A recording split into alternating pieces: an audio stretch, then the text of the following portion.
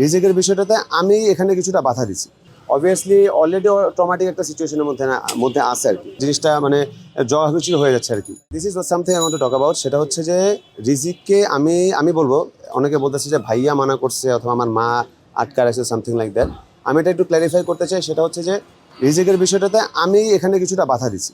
কেন আমি বলি, বিকজ রিজিক ওর মাকে যদি এই পরিস্থিতিতে দেখে, the first thing he will ask for is his father.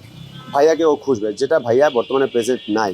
আর আমি পার্টিকুলারলি চাচ্ছিলাম না রিজিক এরকম মিডিয়া একটা এক্সপোজারে আসুক, বিকজ ছেলেটা এত কম বয়সে এরকম একটা অ্যাক্সিডেন্টের মধ্যে দিয়ে যাচ্ছে। সো অবভিয়াসলি অলরেডি ট্রমাটিক একটা সিচুয়েশনের মধ্যে আছে আর কি। সো আই ডোন্ট থিঙ্ক এটা ওর জন্য বেনিফিশিয়াল হতো, ওর মেন্টাল হেলথের জন্য এটা বেনিফিশিয়াল হতো। যার কারণে রিজিক আমার সাথেই ছিল। ইটস নট যে আমি পালিয়ে গিয়েছিলাম। মানুষ বলতেছে আমার ফোন বন্ধ ছিল, রাতের পর রাত মানুষ আমাকে ফোন দিচ্ছে, আপনাদের সাংবাদিক থেকে আমার কাছে ফোন আসছে রাতের বেলা। সো আমার ফোন ও কোনো কিছু অফ ছিল না, আমি বাসাতেই ছিলাম, রিজিক আমার সাথেই ছিল। এই জিনিসটা একটা রুমার ছড়াইছে আর কি। বাট আমি আজকে রিজিককে নিয়ে আসছি। রিজিকের সাথে রিজিকের নানা নানু এভরিওয়ান সবাই দেখা করছে।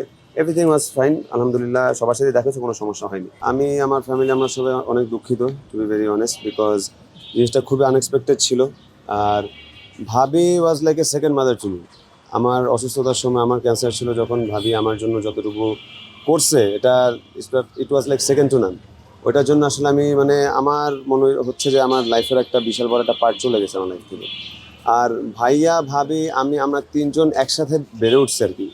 আপনারা সবাই জানেন ভাইয়া ভাবির বিয়েটা অনেক আর্লি এজে হয়েছে। So all of us like grew up together.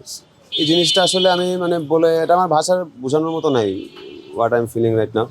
But এতটুকুই বলবো, আপনারা সবাই একটু দোয়া করবেন সবার জন্য, আমার ভাবির জন্য দোয়া করবেন, আমার ফ্যামিলির জন্য, ভাবির ফ্যামিলির জন্য, সবার জন্য দোয়া করবেন। অভিযোগের বিষয়টা আমি যদি কথা বলতে চাই, আসলে টু বি ভেরি অনেস্ট, মিডিয়ার জিনিসপত্র নিয়ে আমি পার্টিকুলারলি কোনো কিছুতে কখনো মাথা ঘামাই না, টু বি ভেরি অনেস্ট।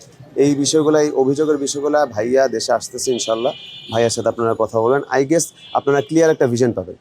এখানে এক একজনের মুখ থেকে এক এক কথা শুনলে না জিনিসটা মানে জগাখিচুড়ি হয়ে যাচ্ছে আর কি।